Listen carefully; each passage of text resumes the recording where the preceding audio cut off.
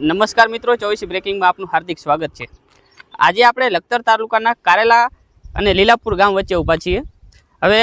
આ જે 5-6 કિલોમીટરનો ડામર અહીં રોડ છે, હવે આ રોડ કમ્પ્લીટ જ હતો અને અત્યારે આપણે આવીને જોયું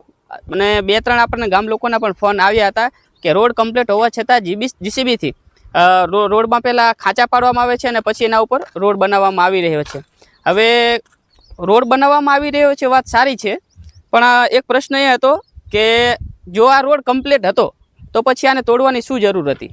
અને જો તોડીને આને બનાવવાનો હતો તો કેટલા બધા રોડ એવા હતા કે જે ખરેખર અત્યંત ખરાબ છે, ખરાબ હાલતમાં છે। આપણી ચેનલમાં અવારનવાર તમે વિડીયો જોતા હશો કે અત્યંત ખરાબ જે રોડ છે એવી પરિસ્થિતિ છે, ગામ લોકોને જે બહાર નીકળવું હોય તો પણ તકલીફ પડે એટલા ખરાબ રોડ જે છે એ લખતર તાલુકાની અંદર છે। છતાંય આ રોડ તોડી અને ફરીથી અત્યારે આ રોડ બનાવવામાં આવી રહ્યો છે અને અત્યારે આપણને વિગતો જાણવા મળી રહી છે તે પ્રમાણે આપણે વાત કરીએ તો આ રોડ જે બની રહ્યો છે એનું અડધું કામ થયું ને અડધું બંધ રાખવામાં આવ્યું, કોઈ પણ કારણોસર બંધ રાખવામાં આવ્યું હોય, પણ સવાલ મેન એ છે કે આ જો રોડ કમ્પ્લીટ હતો તો જીસીબી દ્વારા પહેલાં રોડ તોડવામાં કેમ આવ્યો, અને રોડ તોડવામાં આવ્યો અને પછી આ રોડનું કામ સંપૂર્ણ પૂરું કરવામાં કેમ ના આવ્યું। એટલે આ કામમાં સંપૂર્ણપણે આપણને ભ્રષ્ટાચાર હોય તેવું લાગી રહ્યું છે અને ગામ લોકો દ્વારા પણ આક્ષેપ કરવામાં આવી રહ્યા છે કે આ રોડના કામમાં અત્યંત ભ્રષ્ટાચાર છે એવું લોકોને લાગી રહ્યું છે। અત્યારે હું મારા કેમેરામેનને રિક્વેસ્ટ કરીશ કે રોડમાં બતાવે, તમને મારી પાછળ જે રોડના જે દ્રશ્યો તમે જોઈ રહ્યા છો કે જે આ જીસીબી દ્વારા જે છે તે કેવી રીતે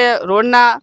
પહેલાં રોડ તોડવામાં આવ્યો છે અને પછી જે રોડ છે એ બનાવવામાં આવી રહ્યો છે, અને રોડ અડધે સુધી બનાવવામાં આવ્યો છે અને અડધો બાકી રાખવામાં આવ્યો છે। હવે કયા કારણોસર બાકી રાખવામાં આવ્યો ખબર નથી, પણ આ રોડમાં સંપૂર્ણપણે ભ્રષ્ટાચાર થયું હોય આપણને લાગી રહ્યું છે। એટલે આ રોડની કાયદેસરની તપાસની અમે માંગ કરીએ છીએ કે આ રોડમાં કાયદેસર શું ઘટના ઘટી છે તપાસ કરવામાં આવે, અને આ રોડમાં પહેલાં કેમ ખાંચા પાડવામાં આવ્યા અને ત્યારબાદ આ રોડ બનાવવામાં આવ્યો તો રોડમાં કામ ચાલુ કરવામાં આવ્યું તો અત્યારે સંપૂર્ણ પૂરું કરવામાં કેમ નથી આવ્યું, અને જે આ ડામરની પટ્ટી મારવામાં આવી એમાંય તમે જુઓ તો અત્યારે જે ઉપરથી જે કપચા હોય તે નીકળી ગયા છે। એટલે એ પણ મટીરિયલ જે છે તે